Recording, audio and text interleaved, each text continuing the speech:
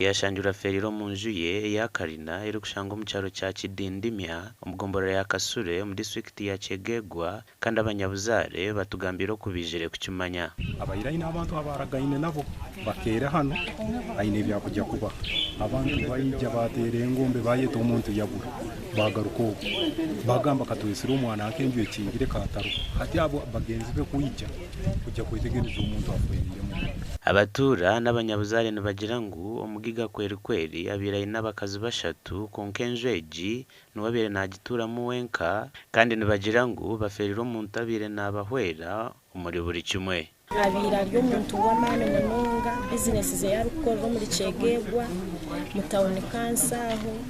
bene neyitwe kuno abire nayamba munonga abantu ititwe namwe no watureberaga kurima niwe yaratuhaho aho kuhinga hafuri embuzi zetu zona zaziraga mutakaryeye ngene kutwombekera amajugabusha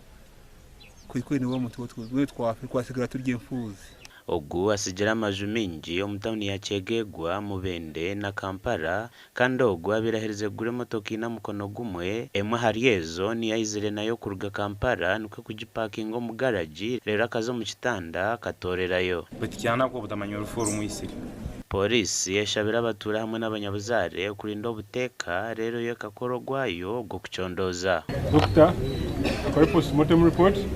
gambere abo kubana mureba yaroho wenka so kino kumwe examininga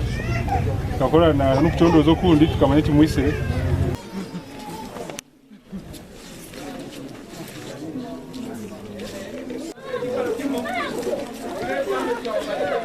umurambo yagutwirwa hirwa rya Chegegwa hospital kucheberwa gashaka Philip Murangira.